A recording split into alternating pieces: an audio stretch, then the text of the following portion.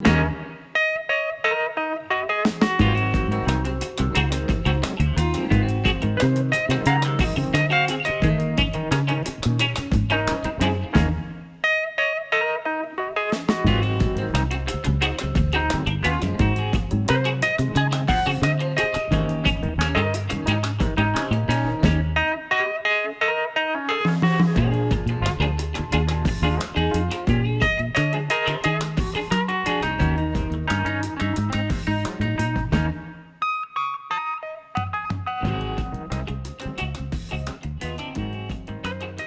crois qu'il y a la question de la vision, la question de la gouvernance, la question de la compétitivité et enfin la question du financement.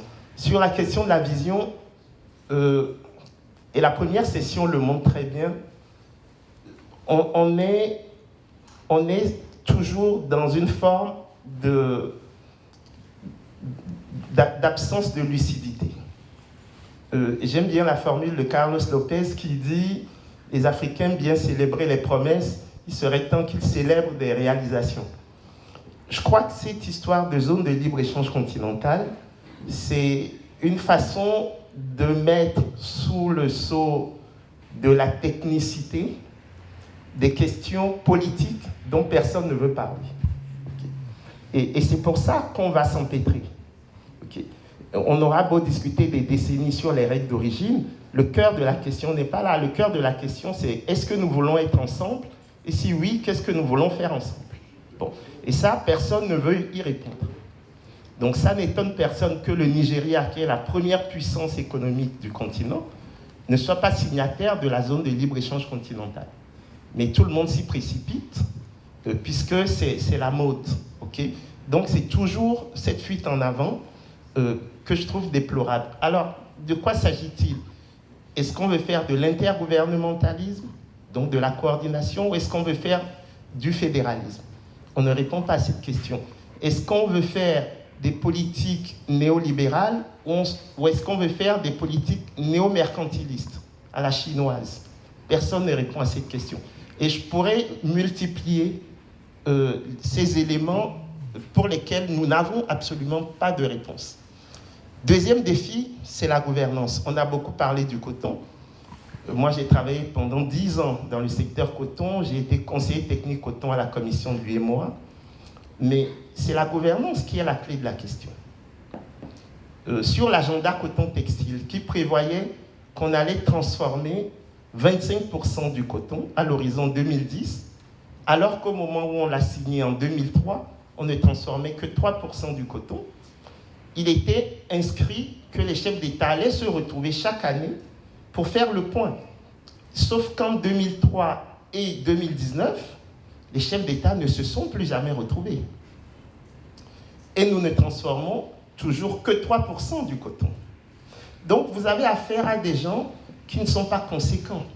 Okay? Nos dirigeants ne sont pas conséquents dans la mesure où ils prennent des positions fortes dans les cénacles, mais ils n'assument pas derrière. Ça ne fait pas sérieux que des chefs d'État qui disent « chaque année, nous allons nous retrouver » pour faire le point sur une situation qu'ils ne se retrouvent jamais, mais qu'ils inventent de nouveaux arrangements et qui ne seront jamais réalisés. C'est comme la monnaie CEDEAO. Okay? Donc c'est un truc qui ne va pas se réaliser. Nous le savons très bien. J'y reviendrai si le temps m'est donné. Mais tout le monde applaudit. Encore une promesse. Vous voyez? Troisième point, c'est la compétitivité. Et sur le coton, c'est évident. Et M. Arbi en a parlé sur les coûts, le coût de l'électricité. Bon. On ne sort pas de la zone de coûts fixes. Et on veut être compétitif sur les coûts de transport. On n'a pas réglé la question des transports. Mais sur également tout ce qu'on peut appeler les coûts liés au taux de change, nous avons fait une étude au CIRAD, qui est ma boîte d'origine, qui compare 3 filières cotonnières. Le Mali, le Brésil et les États-Unis. La filière la plus compétitive est celle du Brésil. Pourquoi? Parce qu'il y a une manipulation du taux de change du réal, la monnaie brésilienne.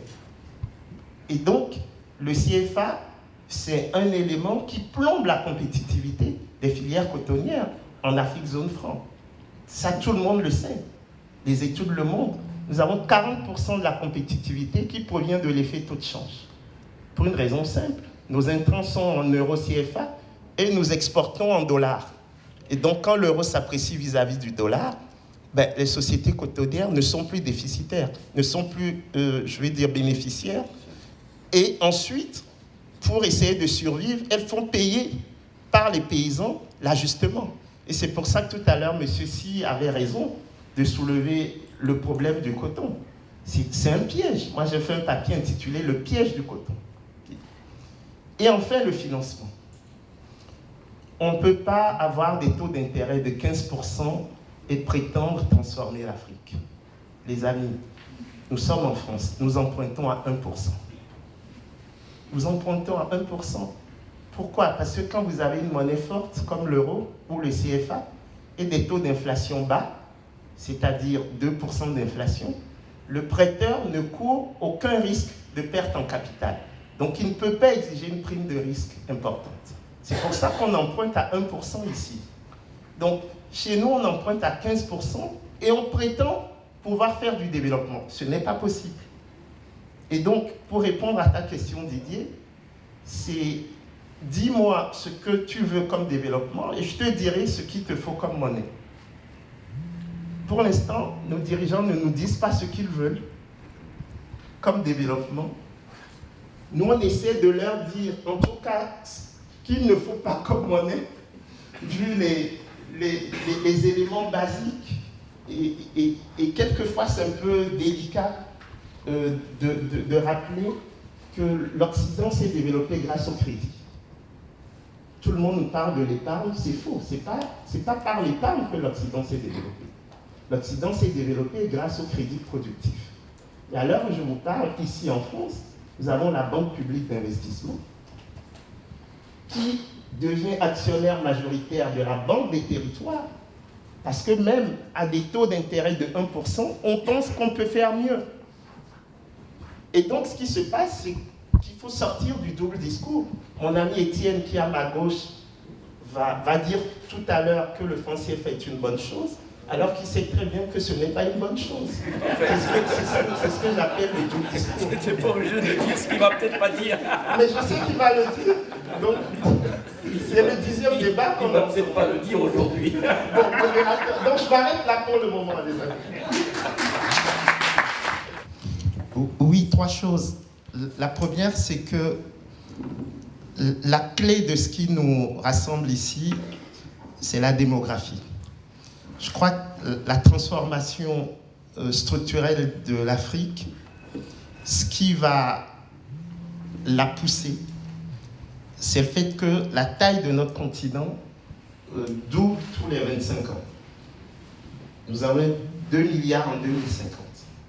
Ça veut dire que le tracteur de la croissance africaine, ça va être la demande. Et ça, c'est fondamental. Pourquoi? Parce que, et c'est là où je réponds à Étienne, Étienne, c'est l'économie d'empire. C'est-à-dire le Français qui vient investir en Afrique et qui doit rapatrier ses bénéfices. Donc, il a besoin d'un taux de change fixe et de la convertibilité. Oui, mais ça, c'est l'économie d'empire. C'est fini, ça. L'économie de demain, c'est l'Afrique qui va produire pour l'Afrique et qui va enrichir les Africains. Et pour ça, il nous faut 2 choses. La première chose, c'est l'industrialisation. C'est crucial. Moi, je fais partie du groupe des experts qui a travaillé pour le dernier rapport de l'Union africaine et du Centre de développement de l'OCDE qui va être présenté demain ou après-demain à Niamey. Le rapport de l'Union africaine. Et j'ai travaillé sur la partie Afrique de l'Ouest. Et qu'est-ce qu'on a constaté? On est dans ce qu'on appelle une reprimarisation de nos économies. C'est-à-dire qu'aujourd'hui, nous transformons moins nos matières premières qu'il y a 50 ans. C'est ça la réalité. Tous les discours lénifiants autour de l'émergence de l'Afrique, ça c'est pour plaire aux investisseurs étrangers qui viennent investir, mais pour rapatrier les bénéfices. L'Afrique, aujourd'hui, transforme moins ses matières premières qu'il y a 50 ans. Donc il n'y a pas un processus d'industrialisation. Les chiffres sont clairs, nous sommes dans un processus dit de reprimarisation de nos économies. C'est pour ça que le cœur de la question, c'est la production. Et donc qu'on fasse une zone de libre-échange, c'est joli, mais vous allez échanger quoi? Des choses que vous ne produisez pas. C'est ça, c'est pour ça que je disais tout à l'heure qu'on est dans une espèce de politiquement correct pour faire comme l'Union européenne, c'est-à-dire la théorie dite du couronnement. Vous commencez par une zone de libre-échange, ensuite vous faites une union douanière, donc vous mettez en place un tarif extérieur commun, après vous faites un marché commun, et si possible unique, avec l'effectivité des 4 libertés de circulation, des biens, des services, des capitaux et des personnes, et vous couronnez ça avec une monnaie unique. Ça, c'est le schéma européen. Ce n'est pas le seul schéma admissible. L'Afrique a une histoire, l'Afrique a des réalités, l'Afrique a des penseurs. Je ne comprends pas qu'on se mette tous, un peu comme des griots, à célébrer quelque chose qui ne marche même pas en Europe. C'est ça mon problème. Cette incapacité à concevoir un développement endogène, en 2019, je trouve ça effarant. Que M. Étienne Giraud parle de ce qui l'arrange, dont acte. Mais moi, je parle en tant qu'ancien ministre du Togo et quelqu'un qui est engagé pour le développement de mon pays. Ce n'est pas ça le cœur de la question du développement, la zone de libre-échange, ni le franc CFA.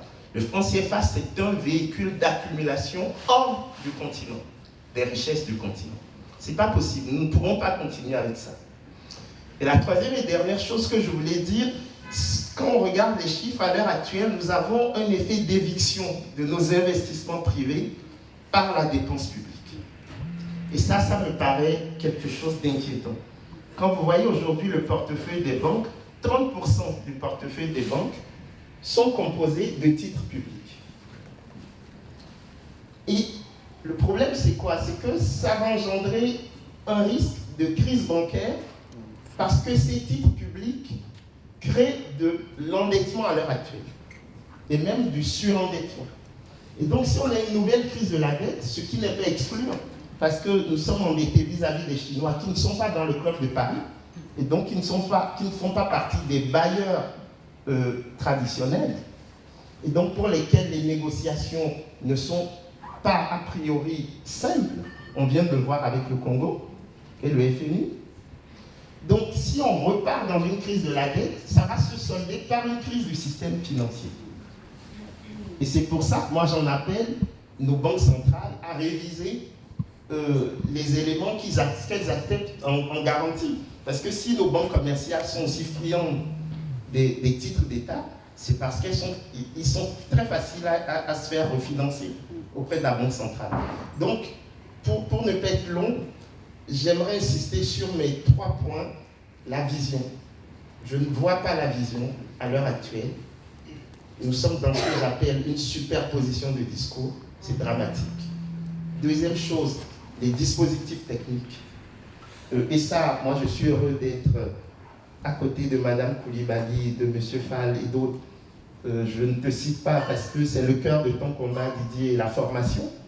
Donc, qu'on ait de vraies compétences africaines, capables de rendre compte aux populations de ce qui se passe, faire de la vraie gouvernance, et enfin qu'on soit capable aussi de faire de l'évaluation de ce qui marche ou de ce qui ne marche pas. Le drame aujourd'hui, tous les pays ont un plan d'émergence, mais il n'y a pas de plan d'émergence régional, alors que ce qui se passe au Togo est impacté par ce qui se passe au Nigeria.